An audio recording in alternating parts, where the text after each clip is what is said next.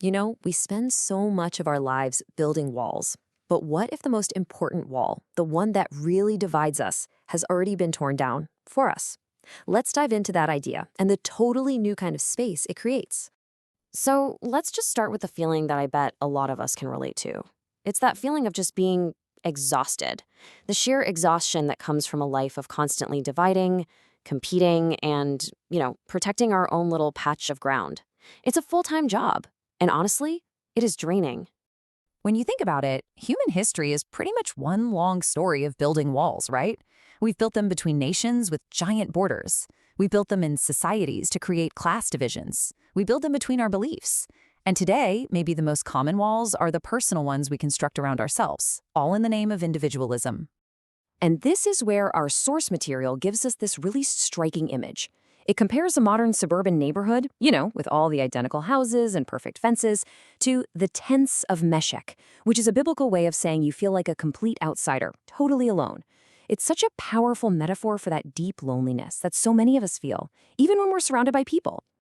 But then, boom, something completely radical enters the picture, a claim that just changes the entire landscape. It says that the central, most important wall, that wall of hostility between us, has already been demolished. Not by us, but for us. And just look at the power in this imagery. This wasn't some quiet, polite negotiation. It's described as a violent event, a peace that was achieved through incredible sacrifice. So think of it less like a quiet truce and more like a massive dam that doesn't just crack. It explodes from this immense internal force, releasing this huge flood of reconciliation out into the world. Okay, so this right here is the absolute core of this whole idea. Our entire identity gets a fundamental shift. It's no longer based on our effort, on our performance, on the walls that we build to prove our worth. Instead, our value is based on an act of grace that has already happened. It's an identity founded not on what we do, but on being welcomed. So if this new way of living is so freeing, you gotta ask, where did this message even come from?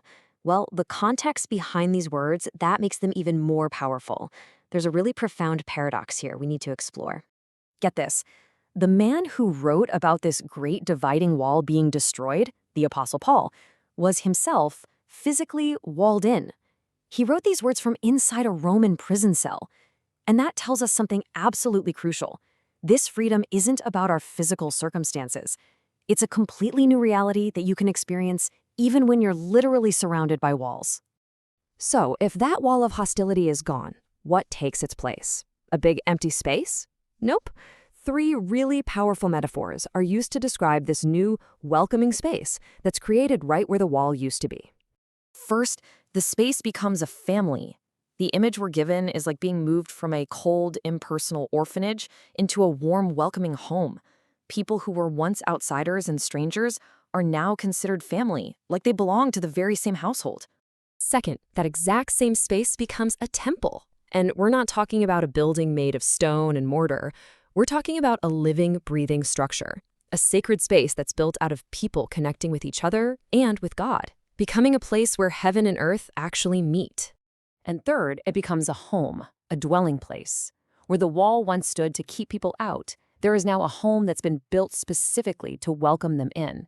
It's this radical reversal, from division to dwelling, from hostility to hospitality.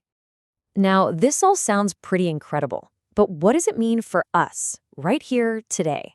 What's our role in all of this? Well, the call to action is actually pretty surprising. It's not about doing more, it's about stopping. See, our job isn't to build this new home from the ground up. That heavy lifting has already been done.